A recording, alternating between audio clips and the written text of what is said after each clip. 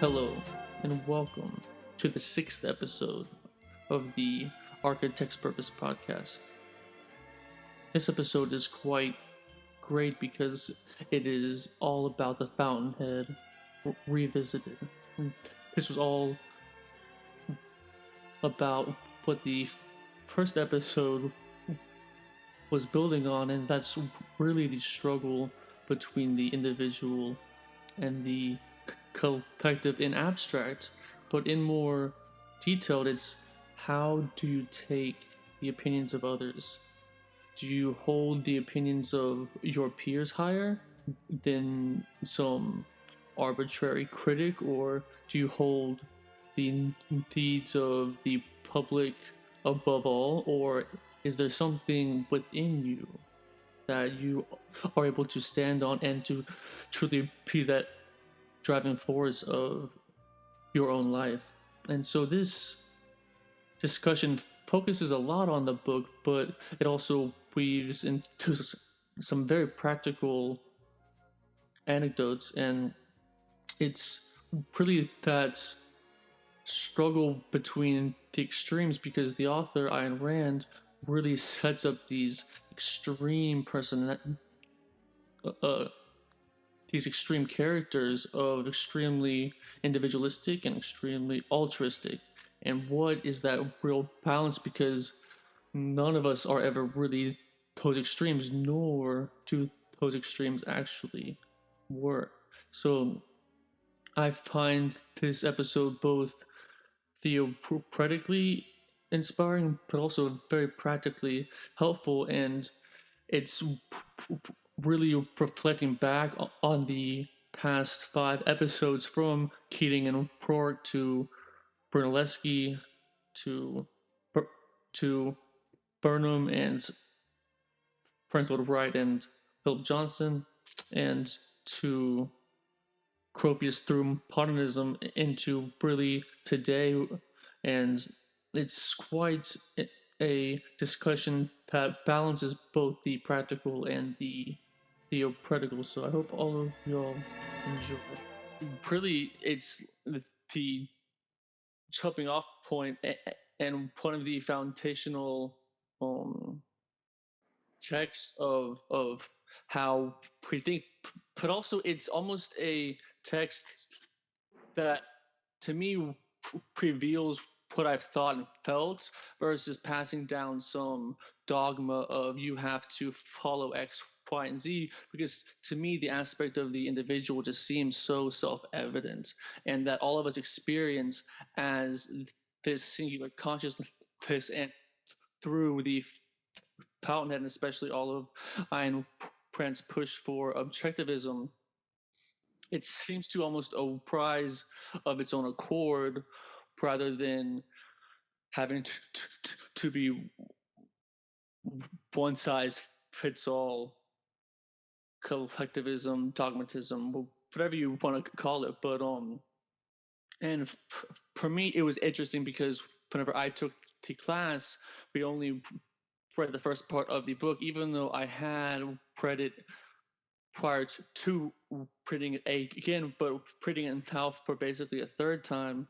And I always love and enjoy reading books multiple times, and it takes reading quite a bit to get that comfortable. But also, this class was one that I was forced to read like almost a book a week or so. So it sped up that cognitive ability, and then I've kept it some at home after school. But it's interesting to revisit it after focusing on all of these pretty incredible pillars of architectural history and our own. So, what were some of the things that the class focused on upon revisiting the Fountainhead after reading about real life architects? So it's always interesting to think about this is a fictitious book and how it relates to the actual profession. So one of the questions I asked them was, uh, so Ellsworth Toohey got together this group of American writers, and they talked about criticism. So in the book, um, you know, Frank Lloyd Wright versus Johnson, or The Odd Couple, uh, I think that my personal opinion is that the birth of the architectural critic was revealed, because I think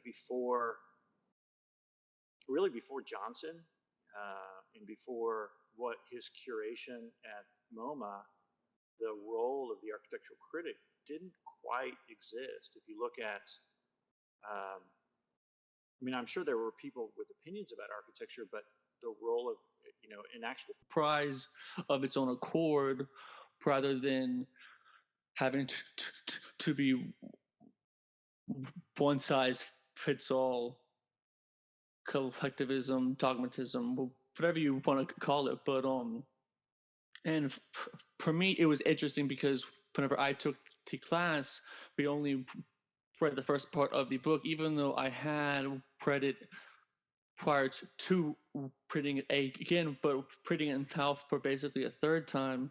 And I always love and enjoy reading books multiple times, and it takes reading quite a bit to get that comfortable. But also, this class was one that I was forced to read like almost a book a week or so. So it sped up that cognitive ability, and then I've kept it some at home after school. But it's interesting to revisit it after focusing on all of these pretty incredible pillars of architectural history and our own. So what were some of the things that the class focused on upon revisiting the Fountainhead after reading about real life architects? so it's always interesting to think about this as a fictitious book and how it relates to the actual profession. So one of the questions I asked them was, uh, Ellsworth Toohey got together this group of American writers, and they talked about criticism. So in the book, um, Frank Lloyd Wright versus Johnson, or The Odd Couple, uh, I think that my personal opinion is that the birth of the architectural critic was revealed, because I think really before Johnson, and before what his curation at MoMA, the role of the architectural critic didn't quite exist. If you look at, I mean, I'm sure there were people with opinions about architecture, but the role of, an actual profession related to architectural criticism didn't really exist. And so you take that out of context and you look at the fictitious creation of Ellsworth Toohey and his role as an architectural critic, or just as a critic in general. So he gathered this group of American writers, and I can't remember the name of the play, but one of the questions that I asked them was, do you remember, forget the name of the play, but do you remember the substance of the argument related to that play? Do you remember that? Yeah, and well, I don't remember say the plot of the play exactly, but what really stuck out to me was that strive towards almost mediocrity and the general consensus being something that almost all men could do instead of something absolutely incredible that only 1% could do. So part of it was, I think the most revealing statement is that if a if a critic of a play or of a building or of a piece of literature, if they agreed with that piece, they are essentially just becoming a reporter of the actions that happen in the play. Let's talk about the play. Instead of, isn't it much more difficult to convince the general public that a bad play is good, instead of saying that a good play is actually good? and isn't it much more challenging from a critical point of view to get people to go against their own natural instincts of good versus bad, or I like this versus don't like it? If you say as an architectural critic, this play is good, or I'm sorry, as a theater critic, this play is good, all of a sudden people will go to it and see it. And isn't that much more triumphal in that role as a theater critic to espouse something bad as something good? So that was the question I posed to them, and there was a lot of interesting discussion about that. Because it seems also, though, there's no question of morality and ethics. It's looking at it like more of just the challenge and the difficulty. Because, I mean, in my mind, wouldn't a critic doing their role want to try and have whatever it is aspire to be as great as it could be, and some fresh or some different eyes would offer something and potentially positive. Um, So why would a critic say something? I mean, so they all gathered together and they all agreed that this play was shite, right? yeah, But yet the whole premise of it was to put it forth as this brilliant piece of theater. And what would motivate them to do that? I mean, part of it is what you said, is that um, it's so hard for the general public to recognize the brilliance in something. Um, and but if you can raise the level of mediocrity to something that is accepted, you know, nationally, or within a community, you establish something for yourself. And so these people were not out to um, do the role that they were actually hired to do, which is to provide criticism, true criticism about the theater, but it was to almost pull the wool over the public's eyes to say something that was bad is good. And Tui was just eating this up. because were they all just also doing it under the guise of altruism as well? Because Ayn Rand does this interesting thing where when she prides in someone's actually doing something malicious, they're making a potentially morally superior argument when doing it, and through that own hubris and that own really blind quest for power overrides any true rules of morality. Right. So that, I mean, that was, again, another point that she made was that, those people who are on the sidelines, what is their ultimate goal? Their ultimate goal is what? Is power, is the accumulation of power to be able to, drive people's opinion one way or another. That is the significance of power. So it creates this very interesting dichotomy between those, if you tell somebody that a play is good when it's actually bad, it throws off their sensibility of how they accept things. And so when a good play actually comes along, they're not able to analyze it. They're not able to make their own impression of it. And so it falls into the Keating world, where he was moved by public opinion. If public opinion said this was good, he designed in that way. If it was, if public opinion said this was bad, he shied away from that. Whereas Roark had an internal compass that said this was right, this is what I wanted to do, this is the correct way to do it. I don't really care what public opinion is, I'm going to follow this path. So I'm not quite sure, where, again, it was a really interesting discussion with regard to how the role of the architectural critic plays on the production of architecture. But I'm sure we all I mean, I've had a long history, a long career, and for me, it's not the architectural criticism, but it's but it, but I still thrive on peer recognition. That if I submit an award for, against my peers, that's evaluated by my peers, and let's just call it the AIA for a minute, and I win an award, I have some sense of self-satisfaction that I've pleased my peers. And so then I have to evaluate, is that a working idea or is that a Keating idea?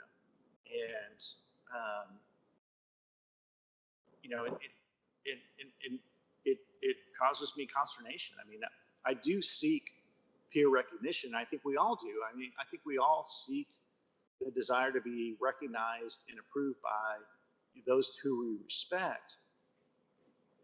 But this outside group of architectural critics, I'm not quite sure whether that's the right group to seek your respect from. I think you should seek respect from those in adoration from those who you truly do admire.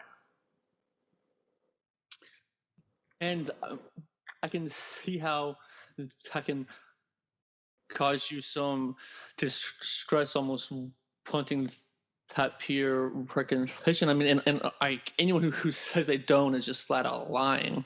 And I think that's a heavy point of the book, and it's played out with the extremes to make that point of you can't fall into that trap of only needing someone else's approval. I mean, people went to school or worked with the person who is always asking, "Hey, do you like this? Do you approve?" It's like, bro, it's your design, your job, your project. Bring something of substance so we can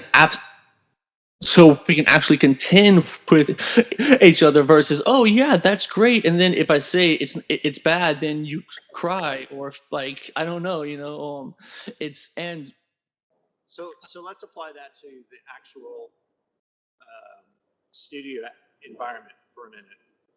mhm.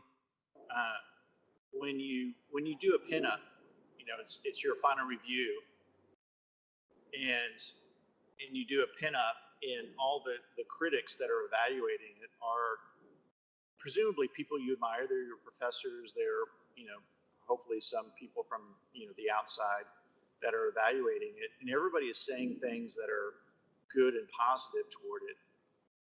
It gives you a sense of self-satisfaction, and then when your other classmates are receiving criticism that isn't so positive,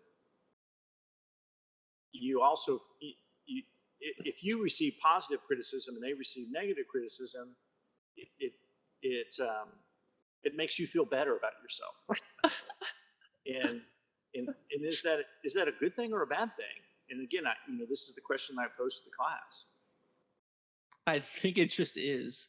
And we just can't feed into it too much because also you can't listen to the people that hate on you as much as the people who praise you equally, because if you only or if you weigh praise over hate or vice versa, then you can easily feed into to the spiral instead of first and first and foremost being able to stand on your own 2 feet in whatever you're trying to to achieve. So one of the other questions I asked them were Gail Wynand. So obviously the third chapter is all about Wynand. It's about its chapter title was Gail Wynand, his upbringing and all of the things that he went through. So how would you compare and contrast Dominique versus Gail Wynand? Were they the same? Were they different? And if they were different, how were they different? They were for sure very different on their morals and beliefs. As in, Dominique really felt that Winan, his corruption or his um beliefs were so off track that it couldn't be brought back to it back to something more reasonable, and partly because, I mean, from the early on, he saw the or he had an immediate distrust of the media and these so-called institutions really just slandering someone who shouldn't have been slandered at all, and that re- resentment and hatred pretty fueled him, but also corrupted him. But I would argue that they both have outcomes that are similar. They both are striking down what is good and praising up what is bad or at least mediocre, and doing it at times for different reasons, but they still really push the public and the collective in their output of work, but not in their internal dialogue. And like, I don't know how they live with that sort of cognitive dissonance.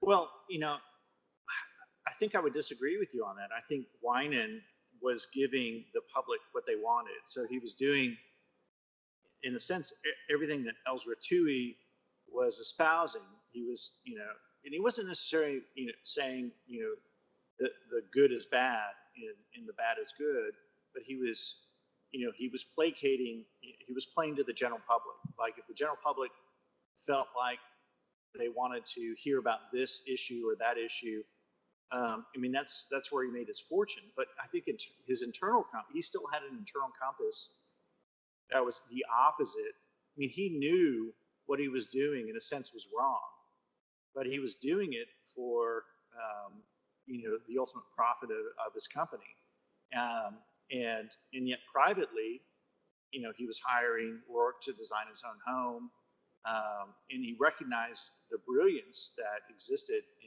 in Roark, as did Dominique. I mean, Dominique, she at first sought to tear him down because she didn't want the world to have access to him. I think that they had different motivations for playing to the playing to the everyday opinion, but I think there were aspects of them both that were very, very similar. Yet at the same time, I think that ultimately, and this is probably in the fourth chapter and not the third chapter, I can't remember. Ultimately, Wynand, during the trial of the Cortland homes, he couldn't bring himself to side with Roark. He couldn't make that stand. And even though after everybody abandoned him and he really tried to uphold Roark, ultimately he gave in. And that's one of the things that Dominique didn't do. She ultimately didn't give in. She held her position. And I think that there was an interesting moment that was brought out. So, to back up for a minute, I was showing the students the movie, and so I told them, I'm trying to write a screenplay for it because I think the whole movie is just such a horrible thing. But they got the first chapter right, and they got the fourth chapter or the first part right and the fourth part right. But all the stuff in between was all kind of jumbled up. It was all Yeah, different in the book, right? it was too fast. Yeah. But ultimately, the way they played the trial and the way they showed the fact that Roark was making a stand for why he blew up Portland homes, it wasn't supported by Wynand. Wynand ended up, walking out on the trial, or at the end of it when he was acquitted, Wynand didn't, embrace, this triumph. He stayed in the back of the jury room and left the room because he knew that he had failed in trying to keep his paper alive, trying to support Roark, and he ultimately caved. And he lost his integrity. He lost the thing that he felt like was so important to him internally, even though outwardly it was all whatever the public wants, fine, I'll give it to him. He still had an internal compass that was very strong, but ultimately it wasn't strong enough to overcome something that took his paper down. Yeah, Wynand is a really complex guy, and I do really have to agree that I feel at the end he realized also his missteps as well, and because at the end he was trying to please the public, but also praise Roark when the public hated him. So that would, and then also take on Tui as well, and Pat basically drove his paper into the ground when all the other papers had one school of thought, and then his finally switched. And I would also say too that it's really interesting the way she wrote the, let's say, love triangle between Roark, Dominique, and Wynand, and how through the first several meetings, Dominique has no idea Wynand's impeding him, and Wynand has no idea of any past at all. But they're both attracted to this greatness, and because also it's a very interesting scene.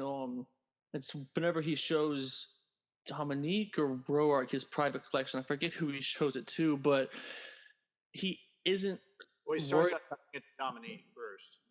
Yeah. But the point is, he didn't care about what the signature on the bottom is. He cared about the quality of the work. I mean, and all of us are kind of the opposite of, especially anytime we're at a museum. It's like, where's the Picasso or the Van Gogh or the this and the that?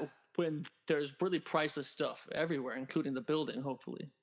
And Yeah. So one of my favorite anecdotes is that when everybody in the Louvre, and I think we were even there, and I probably said this to you guys, mhm. everybody rushing to see the Mona Lisa, but on the opposite wall of the gallery that has the Mona Lisa, um, uh, John the Baptist painting, not the, but Christ and John the Baptist and Mary. It's on the wall there. It is fucking just as priceless as the Mona Lisa, but everybody clamors for the Mona Lisa because it has all of this press and all of this, you know, aura around it. But yet, on the opposite, if you come out of the gallery and you look on the wall, you know, there's not only that Da Vinci, but there's, I think, at least two other Da Vinci's that are there that are just as priceless. And so, why, you know, people move to the Mona Lisa because of all the press about it, but not Exactly. necessarily embracing the beauty and elegance of all of the other priceless works of art that are down that gallery before you go into the place to see the Mona Lisa.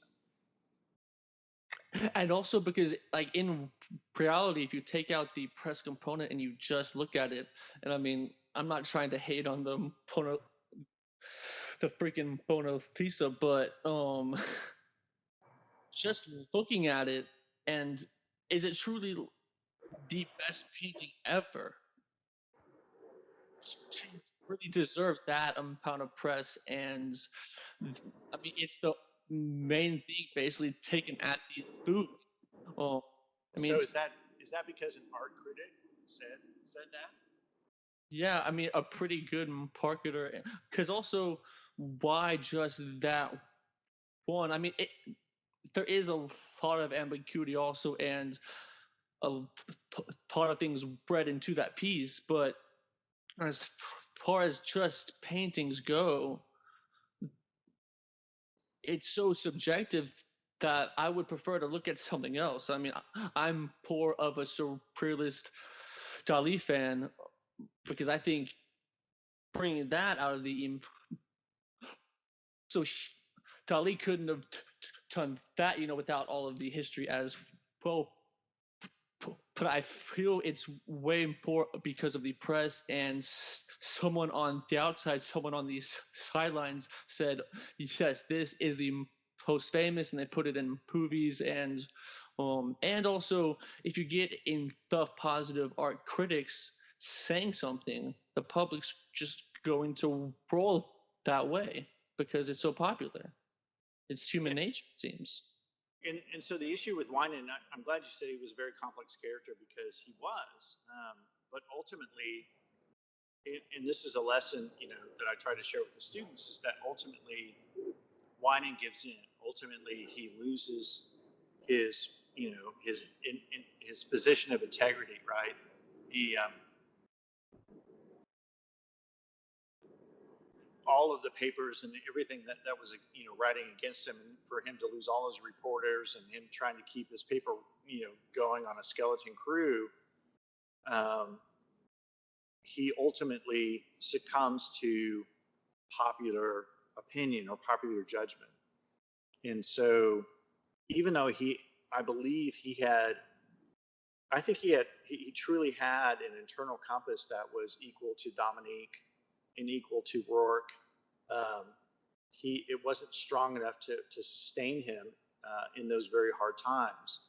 And so, what did Roark do? Roark said, "Fuck the profession. I'm going to go and drill granite out of the mountainside because I don't want to compromise who I am." And lesson there. There's a lesson to try to understand that at some point you're going to be faced in your career with things that you don't agree with. And so, how do you deal with that? If somebody comes to you and says, "Please design for me a Tudor home," how are you going to handle that? Are you going to go ahead and say, "Oh, sure, I'll design you a Tudor home"? Or are you going to say, that's not really me. I've got, four friends over here that do that all the time. Let me give you their phone number.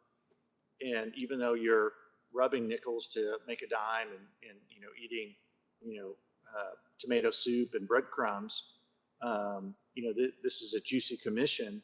Are you going to snatch it, or are you going to stand with your ideals? And it's a difficult question. And what I was trying to express to the students is that there's definitely going to be at least one time in your career that you're going to be faced with that. But ultimately, there's probably going to be multiple times where you're going to be faced with that decision. And how do you deal with that? And even in my career, I've been faced with those kinds of situations. I told them one story that I had been going back and forth to Shanghai for 4 months. I was spending 2 weeks there and 2 weeks in the States, and it was killing me because I had clients in the States that would want to schedule a 2 o'clock meeting. Well, when you're in Shanghai, that means 2 o'clock in the morning. So you're getting up at 2 o'clock in the morning to have a conference call, about a project, and then you're trying to go into the office at 9 o'clock, and you're just. I was basically a zombie for those 4 months. So we were working on a project so the Chinese are really good about copying things.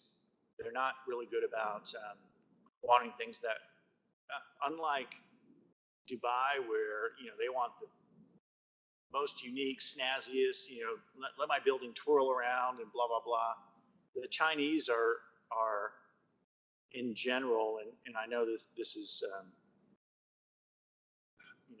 it's not indicative of every Chinese developer, but the Chinese, they'll see something that they like and they say, "Well, build me that because I know it works. I like the way it looks. Just build me that." So I went to a meeting. We've been working on this project for 4 months. We were told by the client. So it was with the Huawei Corporation, and if you don't know who Huawei is, they are the largest telecom communications company in the world. They aren't really allowed in the U.S. because of the whole Trump thing, but they're all over Europe, and of course they're all over Asia. I mean, they're giants. So we were tasked to take one of their campuses. It wasn't just a building; it was a whole campus. They wanted to convert it to a training facility, and it was an old warehouse, a series of old warehouses that we were going to convert. And we were told that they wanted it to be modern, they wanted it to be progressive, and so we had spent 4 months developing the designs for this, and we were finally asked to come out, or we were finally at the point where we could present it to the client. So we boarded a train, took a train for 2 hours, got there and sat in an ante room for like 2 hours because I don't even know his name, but I'll call him Mr. Huawei. Mr. Huawei was in the room, and so we finally get into the room, and they've been talking about other kinds of business, and our project comes up. So I prepared all the slides, or not slides, but the PowerPoint. I'm going to walk them through the design. We had these two giant models that we had made that were shipped out there that we were going to roll out in front of them. And so I get up to the podium and I start to speak, and somebody says, "Whoa, wait, there's another matter of business that we need to do first." Well, then I find out that Mr. Huawei's son is part of their architecture design group that they have internally. He gets up there and he makes a presentation. So at some point, Mr. Huawei went to Russia. He went to Moscow, and across from the Kremlin, there's a shopping center called the GUM, the GUM shopping center. And it's a neoclassical building. It's 3 stories. It's a beautiful piece of architecture. And he had given his directive to his son to convert this warehouse into a replication of the GUM shopping center. Really? And so his son gets up there and makes a presentation, and it was and so I'm sitting there, and I've got a translator sitting next to me who's literally whispering in my ear, translating, on the fly of everything that's being said. And at some point, Mr. Huawei says, "No, the sign that is over that shop, I remember it being like 2 feet over that way." His recollection and his insistence on it being the exact replica of what was there was so insistent. And so, they went on and on for another hour. So I'm sitting there for another hour with a translator in my ear. I'm not able to present my design. And at the end, Mr. Huawei gets up and he's shaking hands with everybody. And I say, "What the hell? I've been working on this for 4 months. I take a train for 4 hours here. I wait in your lobby for 2 hours, and I'm ready to make my presentation. You sideline me, and now I've had to wait for another hour while you present another scheme over this, on the same project. What's going on?" And the translator leaned it into my ear and said, "Listen, this project is yours. If you want it, you can have it, but you have to replicate this building." And I turned to my colleague who was in the Shanghai office, and I said, "We're not going to do this. We're not going to do it. We're not going to replicate something that already exists out in the world. It doesn't make any sense. And we're not going to punish the 14 other people in the office who are going to have to draw and detail this building over the next 3 years.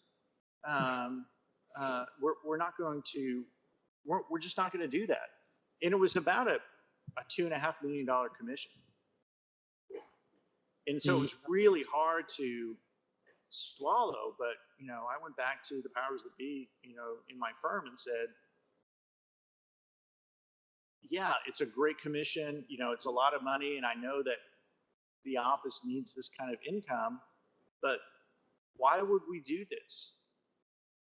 We shouldn't be doing this." And so, that was a moment, and I've had other moments in my career, but that was a very significant moment of me saying, we are not going to replicate something that already exists out there.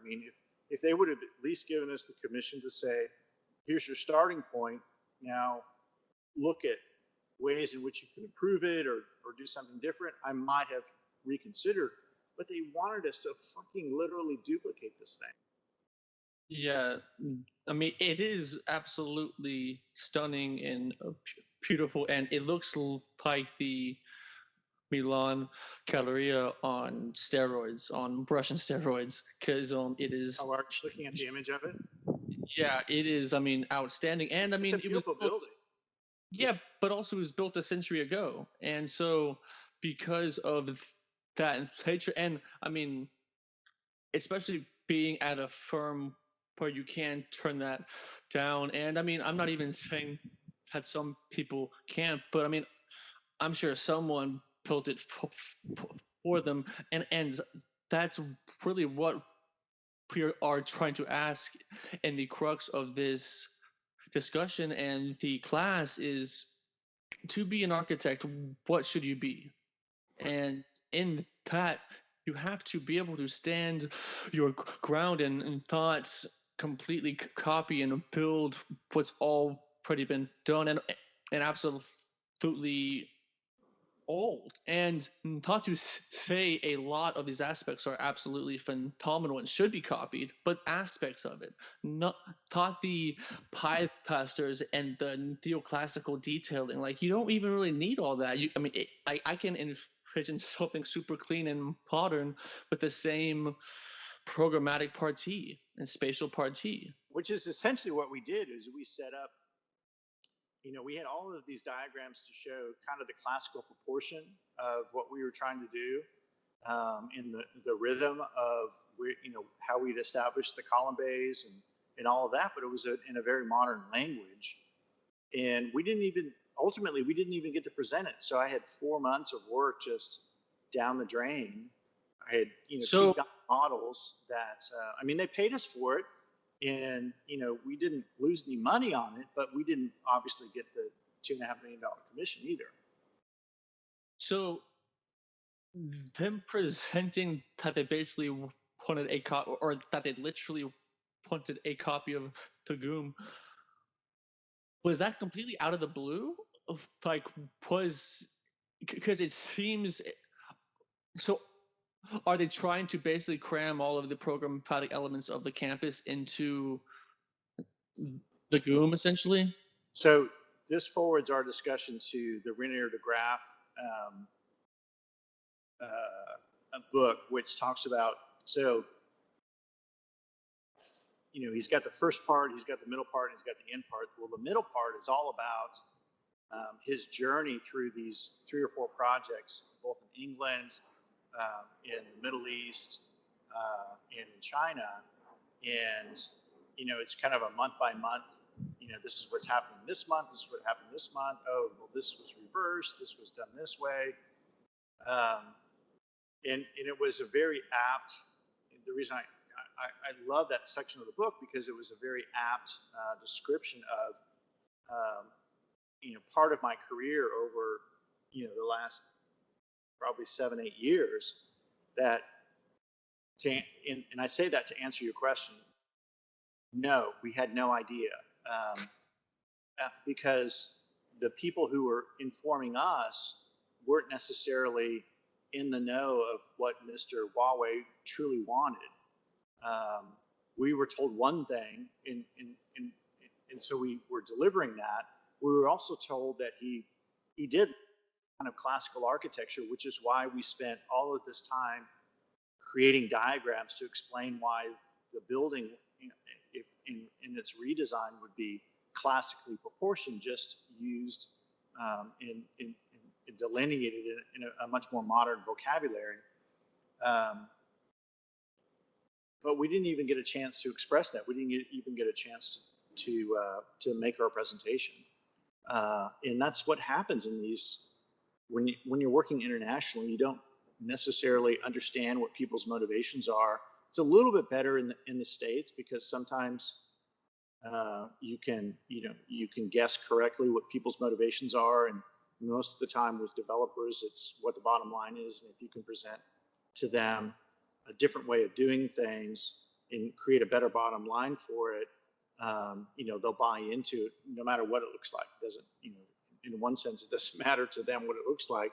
It's just what is my return on my investment. But in different parts of the world, you don't always get the whole story, and so you're grasping at straws, and the political climate, changes, and the aspirational desires of this client or that client evolves, and you're not always privy to that. And so you do the best you can with the information that is presented to you, but There are times when it pans out great, and there are times when it really goes awry. And that's one of those times in my career that it really went south. Um, we had no idea. We were totally blindsided. Well, I mean, I sat in that meeting with the translator in my ear, aghast at what I was hearing, and um, and I had no ability. I mean, I couldn't say, Mr. Huawei, we've got 45-minute presentation to give to you. Just give us 45 minutes, or give us a half an hour, and let me show you what we've done. It was, when he was finished with his discussion with his son, he kind of stood up and left the room. Yikes. And I'm sure that was absolutely quite frustrating and even just bewildering of it being so unexpected and such a change. So were y'all competing against others uh, uh, explicitly at that time Yeah, or no? So yeah, that is interesting how they said, okay, this is what we want actually. Because I mean, I assume y'all had some coordination with the client throughout the design process before the pitch. No, I mean, no, um, it was we were talking to the second or third tier down, because we uh, didn't have Huawei. We could only rely on what his sycophants were telling us, and and so I keep telling the students. I said, "What is the name of this class?" The Architect Contemporary Society. Well, these are the kinds of issues. Certainly if you're competing at an international stage, these are the kinds of issues that you're facing. Um, and again, there's a decision point that you have to make. There's a point where you have to say, this is where my career is going to take me, or I'm going to go another direction. And these are all hard issues. These are all very difficult things that you have to face. And you know, I'm not so sure I was even supported in turning down the commission. Um, $2.5 million. Like, I mean, nobody said the next day you're fired. But at the same time, it was that office struggled for the next couple of years, and in really building up clientele and really building up its ability to be self-sustaining, and that would have contributed greatly to the financial bottom line. But I think from an integrity point of view, it would have been probably the worst thing for that office. And as I understand, it's done pretty well since then.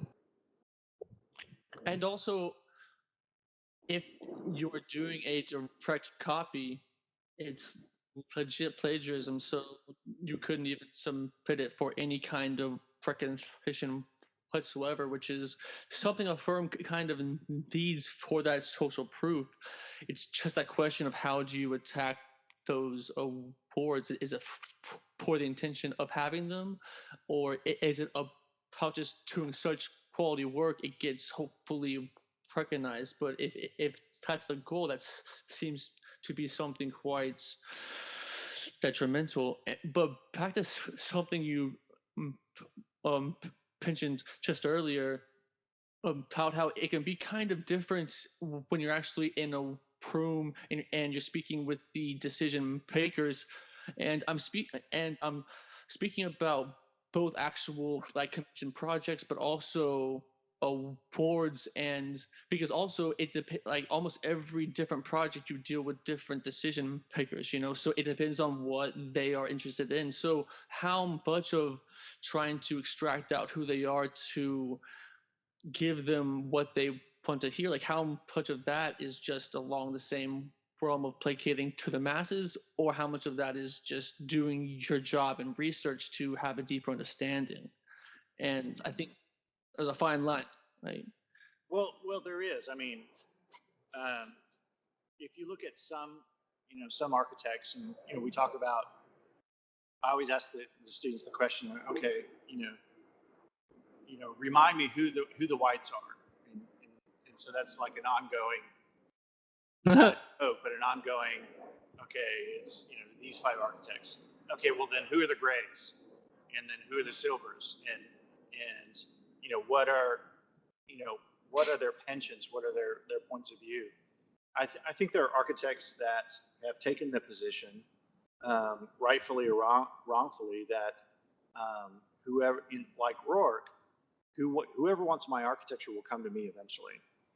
I don't necessarily, and so what I try to share with the students is that that's part of the decision of your career as well. Is that at some point you're going to have to decide what kind of architect you are.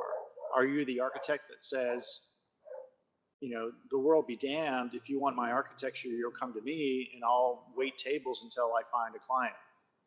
Or are you the architect that says, I want to understand what my clients' wants and needs are, and I'm going to try to educate them along the process and try to do the best building I can for them within the terms that they can understand? Or are you the architect that says, whatever you want, I'll design for you. Just tell me what you want. And maybe there are more than those three general categories, but I think in my career I've probably been more in the middle than on the two extremes.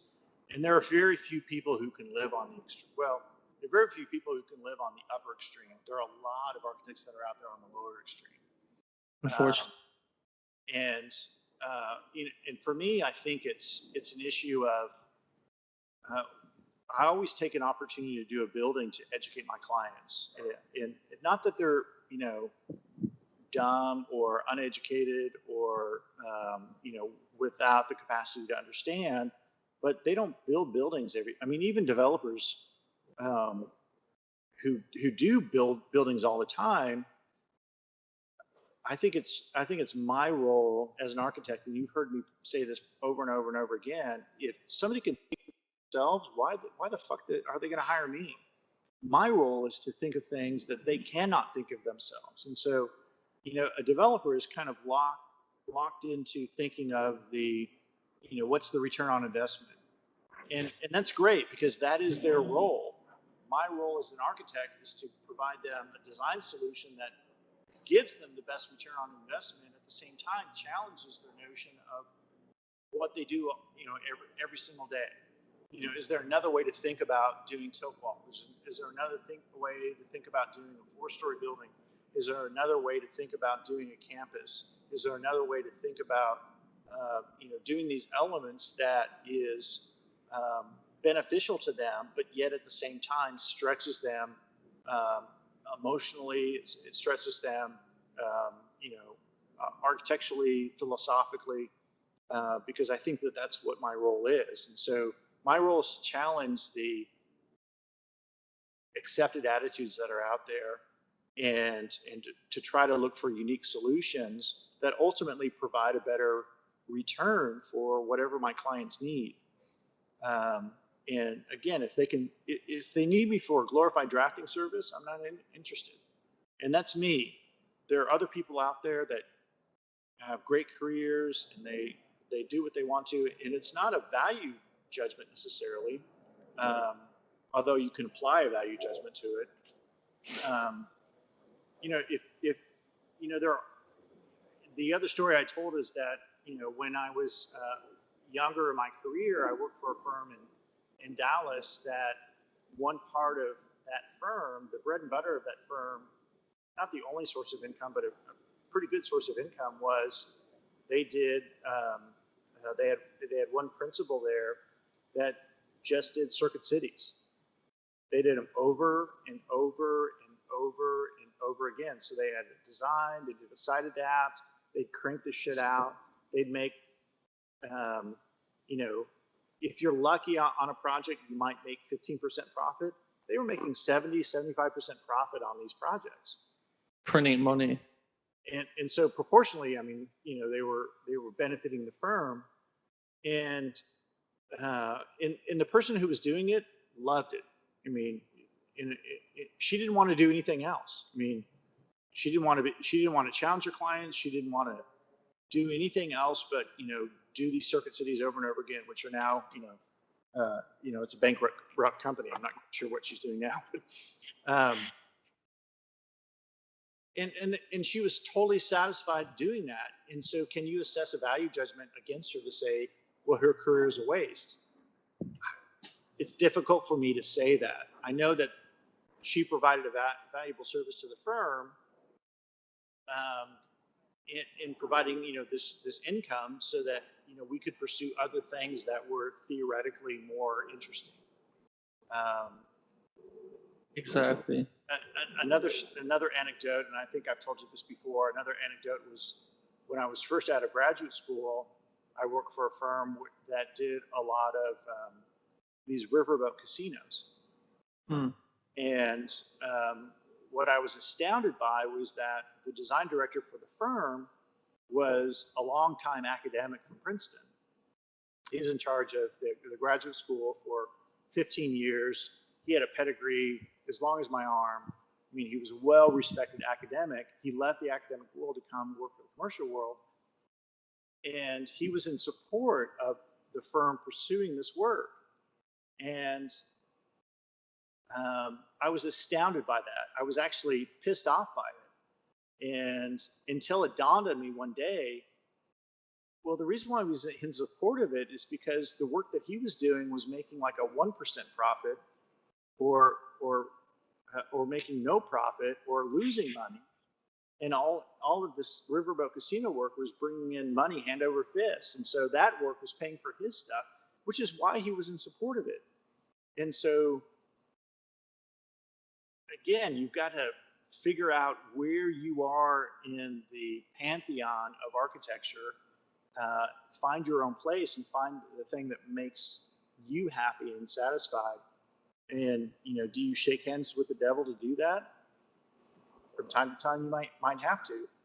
Um, and he was willing to do that. I mean, I wasn't in a position.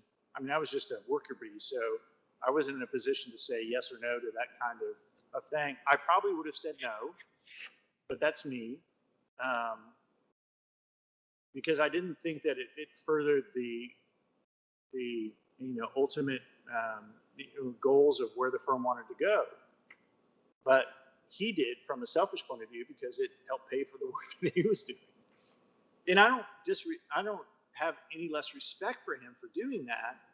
I understand why he did that, but it's not a decision I think I would make. And so everybody, I guess my point is on this long diatribe is that every point, you're going to have these decision moments in your career that are difficult to make, and that's the reality of being an architect in contemporary society. And that was all just so on point because it's not as if you can really 100% of the time sit there and say, I'm not going to compromise at all whatsoever. And that itself is as well because there are going to be times that we as individuals are wrong. And also it's the client's money, so there's that negotiation between whose building is it. It's like, yes, I'm signing it and I am bringing it to fruition, but if the owner doesn't like it and they sue you, I mean, yeah, if you end up in the, in the history of books like the Farnsworth House in Nice, then yes, it might be worth it. But a lot, it's really interesting to me how a lot of these pinnacle houses, especially of modernism, from the Pilis, from Corb's Pilis of Poix to almost anything Frank Lloyd Wright did, people complained about it. But and especially the Farnsworth and the Pilis of Poix, which were basically pin. I mean, Sloan argues that the history of modernism funnels through the villas of Poix and through Corb. I think that's a little much, but That's it a little narrow. yeah, but it does express a lot of it, a good chunk of it. And so it was always so interesting to be in school that we're studying these buildings that are uninhabitable. And from a theoretical sense, yes, it makes sense, quote unquote, rationally, but still almost starting at that reason is almost potentially arbitrary. I mean, that's absolutely not what Ayn Rand thought. It was for the school of thought of that reason is uniquely human, and so in that we must use that. But I think if we discard all emotion or all other aspects that make us human, I think that also falls short. And that also will feed into our following discussions, especially about postmodernism, and that could be quite interesting. So true. Yeah. And so in looking at the Fountainhead again, and after reading through all of these pretty pinnacle architects throughout time, they really share a lot of Roark from Bruno Lesky, Burnham, Printwood, Brighton, Gropius. As a lot. I'd say it's like 80% Roark, if not even more. Where Philip Johnson's probably mostly Keating and or Tui, because even in the Fountainhead, Tui finally takes that switch and said modernism is great. It's the gem of mankind, and so and that also really was the final impale in Keating's coffin because he was instantly old school and out of date. You know, so if you stick to what you think people want, it's going to change. And once it changes, what are you going to do? Can you evolve and adapt? And really, the only person we've seen do that is Philip Johnson, because everyone else, yeah, they kind of reinvented themselves, but it was still themselves, like Frankfurt, Bright, and Korg. But I like to me, thinking about all of this of these architects, they have a certain style or certain, I mean, style is like an overblown term. Acceptance free. Exactly. I mean, his aesthetic and style is I, I'm not even sure where to be keen on that one because it is such a hodgepodge at times of history. Well, I mean, and we'll have a chance to talk about Venturi in a lot more detail, but you know, he was one that eschewed um, style because he was building for what he thought was the right thing for that specific project. Um, and Phil, you're absolutely right. Phil Johnson is the ultimate architectural chameleon uh, who reinvented himself like Madonna, you know, every several years, and kept himself current in that way. But you know, Johnson's ultimate um, contribution to architecture was his philanthropy, was his ability to see the excellence in others and help promote them. And I will always be grateful to him for that, even though I really don't like his architecture at all in any aspect. Um, but that's my personal opinion. I've got to take a conference call here in 5 minutes. So, All but right. anything else you want to talk about? One thing I wrote down, as we've been discussing architecture critics is, just they want that ability to control the outcome without actually doing the work. And I think that's the big distinction. Are you in the game or are you on the sidelines? And if you're just on the sidelines, which is fine, but what is the actual highest ethical role that you can take? And it's obviously not trying to get power.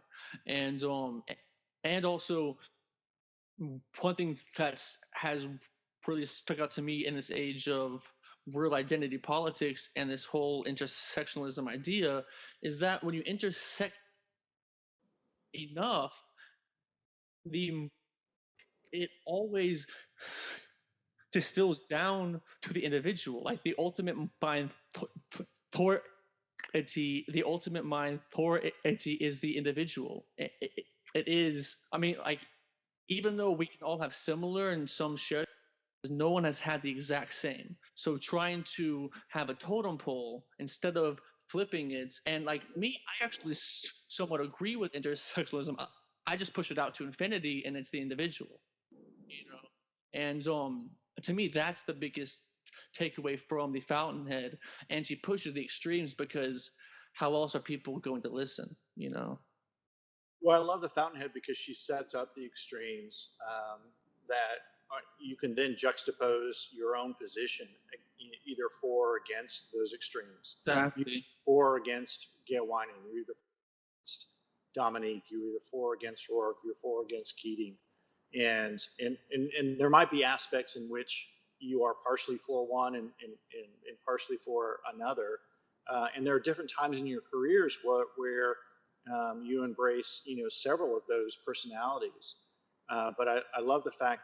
I mean, that's the goal of great writing, is to set up characters that represent these extremes that can, uh, like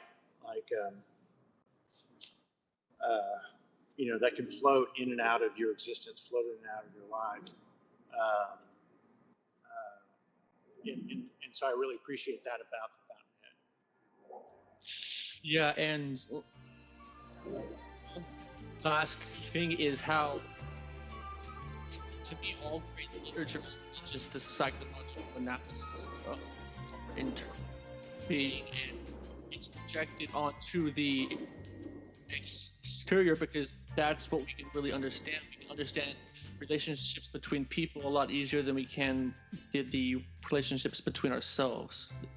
And I mean, like everything from the this up until now, it really seems that great literature is really trying to understand us as humans and really project it out. But all let you go, and I enjoyed this a lot, and I'm excited about our next one as well. Me too. All right. I love you. See you later. Same. Bye. Okay, bye.